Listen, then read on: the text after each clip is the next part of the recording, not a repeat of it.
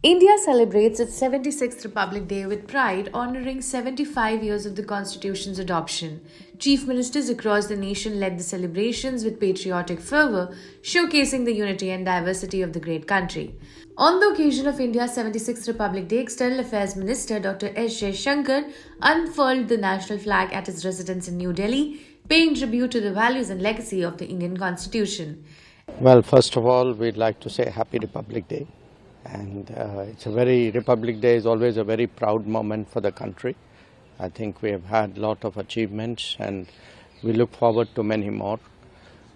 We have the President of Indonesia, President Prabowo Subianto, as our special guest. 1950, at the first Republic Day, Indonesian President was the guest. So it's a very appropriate that on the 75th anniversary again we have Indonesia. It's a very close country geographically and culturally and politically, historically to us. We've had very good discussions yesterday between the Prime Minister and the President. So I'm sure that today will be a very happy day, and I think for the whole nation, a moment to be very proud. In Dehradun, Uttarakhand Chief Minister Pushkar Singh Dhami unfurled the national flag, highlighting the state's role in India's journey as a sovereign republic. उसकी सभी तैयारियां पूरी हो गई हैं और एक समृद्ध समाज बने जिसमें लिंग, जाति, वर्ग, कोई भी भेद न हो, धर्म का भेद न हो, सबके लिए एक कानून। ये हमारे प्रधानमंत्री आदरणीय मोदी जी के नेतृत्व में हमारा देवभूमि उत्तराखंड की जनता के साथ संकल्प था, हमारा वायदा था। हम उस वायदे को पूरी तरह से कल लागू करके पूरा कर रहे हैं। From Lucknow, Uttar Pradesh, Chief Minister Yogi Adityanath saluted India's constitution, paying tribute to leaders like Mahatma Gandhi, Sardar Patel and Dr. B.R. Ambedkar. He emphasized the constitution's role in binding the nation together. 76वें गणतंत्र दिवस की मैं पूरे प्रदेश वासियों को हृदय से बधाई देता हूं। आज ही के दिन 1950 में भारत ने अपना संविधान लागू करते हुए एक संप्रभु संपन्न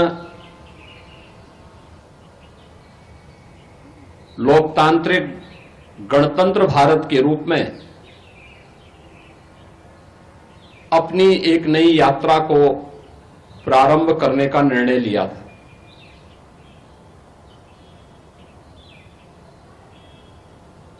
एक लंबे संघर्ष के बाद 15 अगस्त 1947 को यह देश आजाद हुआ। राष्ट्रपिता महात्मा गांधी, सरदार वल्लभ भाई पटेल, नेताजी सुभाष चंद्र बोस, बाबा साहब डॉक्टर भीमराव अंबेडकर, डॉक्टर राजेंद्र प्रसाद जैसे अनेक स्वाधीनता सेनानियों ने देश की आजादी के लिए पूरी मजबूती से नेतृत्व प्रदान करते हुए ब्रिटिश हुकूमत को भारत को स्वाधीन करने के लिए बाध्य करने के लिए मजबूर करना पड़ा। 15 अगस्त 1947 में देश आजाद होता है और उससे ठीक पूर्व डॉक्टर राजेंद्र प्रसाद जी के नेतृत्व में भारत ने अपना एक संविधान सभा का गठन भी किया। संविधान के प्रत्येक अनुच्छेद को एक माला के रूप में पिरोने का जो गुरुतर दायित्व था, यह दायित्व बाबा साहब डॉक्टर भीमराव अंबेडकर जी को दिया गया,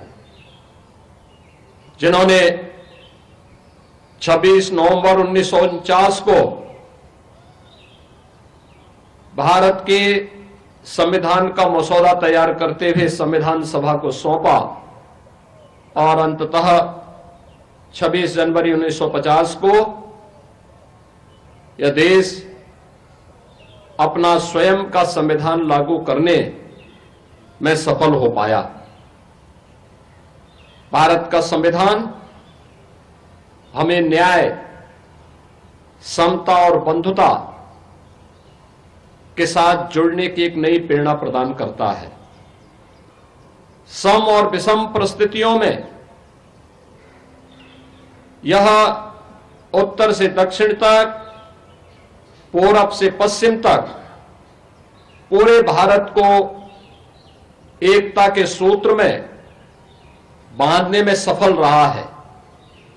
आज के इस अवसर पर जब हम भारत के संविधान के लागू होने के 75 वर्ष पूरा कर रहे हैं, इस अवसर पर भारत माता के उन महान सपूतों को जिन्होंने देश की आजादी को नेतृत्व दिया था, उन महान क्रांतिकारियों को, उन बलिदानियों को पुण्य स्मरण करते हुए उन्हें मैं विनम्र श्रद्धांजलि अर्पित करता हूं।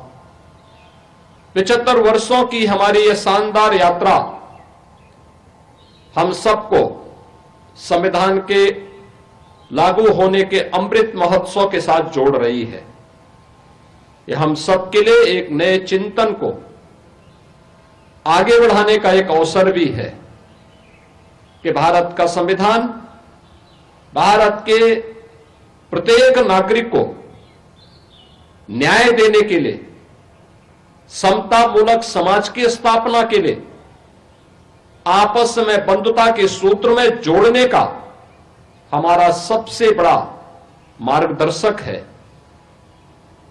प्रत्येक नागरिक को न्याय मिले, बिना भेदभाव के न्याय मिले, उन्हें शासन की सुविधा का लाभ बिना भेदभाव के प्राप्त हो, समाज में समता का माहौल पैदा। In Telangana, Chief Minister Revant Reddy paid homage to the martyrs participating in a wreath-laying ceremony at Virul Sainik Smarak in Hyderabad. In Raipur, Chhattisgarh Chief Minister Vishnu Devsai led the celebrations, hoisting the national flag and addressing the public with a message of unity and progress.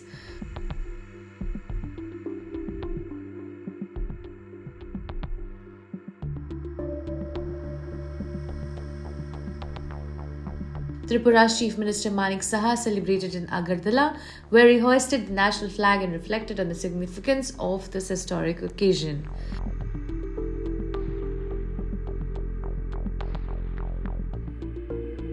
Rajasthan Chief Minister Bhajan Lal Sharma also unfurled the national flag on the occasion of 76th Republic Day. From Rajasthan to Tripura, chief ministers across India reminded us of the values enshrined in our constitution: unity, justice and equality. As the nation marks 76 years of being a sovereign, democratic republic, the spirit of patriotism shines brighter than ever. For more updates, keep watching the Indian Express.